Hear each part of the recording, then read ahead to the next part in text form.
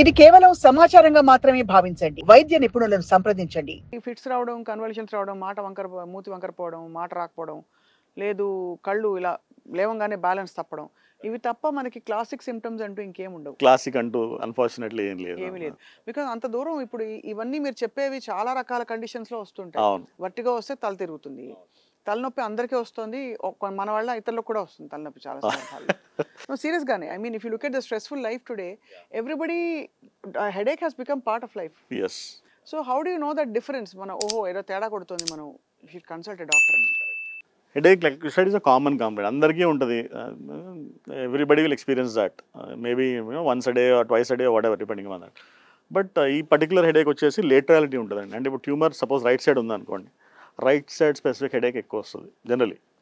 And over time మెల్లిమెల్లిగా నార్మల్గా ఆ ట్యూమర్ సెల్స్ ఏవైతే గ్రో అవుతాయో ఆ నార్మల్ సెల్స్ మీద కంప్రెస్ చేస్తాయి. అది చేసినప్పుడు దాని ఫంక్షనాలిటీ పోవడం కానివ్వండి. సో దానికి ఆ ఫంక్షన్ రిలేటెడ్ ఏదైతే మనకు ఉంటుందో, సపోజ్ మాటకు సంబంధించిన ఏరియా ఉంది, సో అక్కడ మాట తేడా రావడము, లేదు బ్యాలెన్సింగ్లో తేడా రావడము, రైట్, లేదు తర్వాత హెడేక్ వల్ల వామిటింగ్స్ రావడము, కొంచెం విజువల్ బ్లరింగ్ దానివల్ల ప్రెషర్ పెరిగిపోయి, సో ఇలాంటి సిక్కులే ఉంటుందన్నమాట దాంట్లో. అండ్ హెడేక్స్ తగ్గవు రిపీటెడ్లీ మీరు అన్నట్టు. అవి కాన్స్టెంట్గా వేరే హెడేక్స్ అయితే usually they subside over time by taking simple pain killers. ఇది పర్సిస్టెంట్గా ఉంటుంది అండ్ వర్సనింగ్ ఉంటుంది అనమాట over time. Worsening frequent and one side specific ఉంటుంది జనరలీ. రీసెంట్గా మీరు చూసిన బ్రెయిన్ ట్యూమర్ కేసెస్ గురించి చెప్పండి సార్. అంటే what kind of cases have you been coming across? Yeah, recent అంటే most common tumour actually GBMs అంటాం, గ్లయోబ్లాస్టమా అంటాం. మాలిగ్నెంట్ ట్యూమర్లో అది most common. But if you look at all generally metastasis is more common. అంటే ఎక్కడో లంగ్లో ఉంది tumour, ఎప్పుడో radiation అయింది, వాళ్ళంతా బాగానే ఉంటారు 4-5 years అట్లా. సడన్లీ హెడేక్ రావడం, సడన్లీ మాట తేడా రావడం, బ్యాలెన్సింగ్ కోల్పోవడం, ఇంకా నానా వివిధ రకాల సిమ్టమ్స్ ఉంటాయి. మాట బాగా తేడా వస్తుందా? మళ్ళీ సైట్ స్పెసిఫిక్. అది ఇప్పుడు సపోజ్ లాంగ్వేజ్ ఏరియాస్లో వస్తే దెన్ వస్తుంది. మాట బాగా స్పష్టత తగ్గుతుంది. స్పష్టత తగ్గుతుంది అండ్ అర్థం చేసుకునే కెపాసిటీ పోతుంది, లేకపోతే అర్థమైనా మాట్లాడలేరు.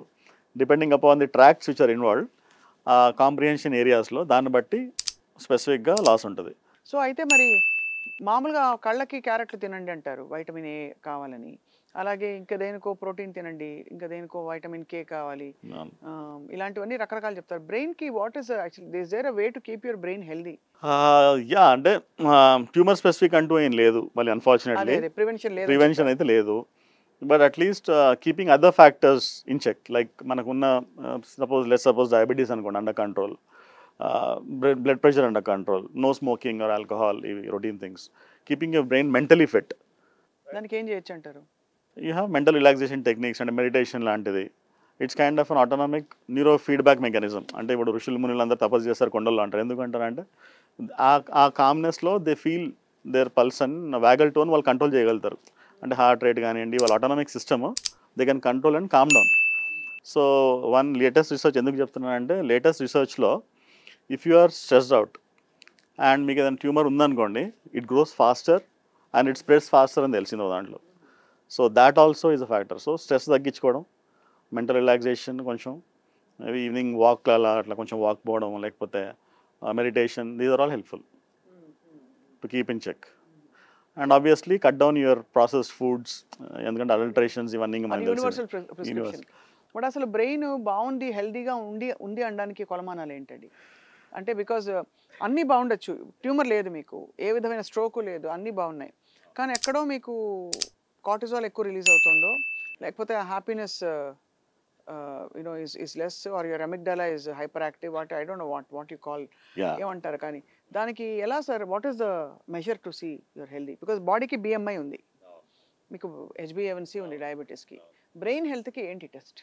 బ్రెయిన్ హెల్త్ కంటే మళ్ళీ అనేసి అన్ఫార్చునేట్లీ అక్కడ ఏమి ఇండెక్స్ లేదు.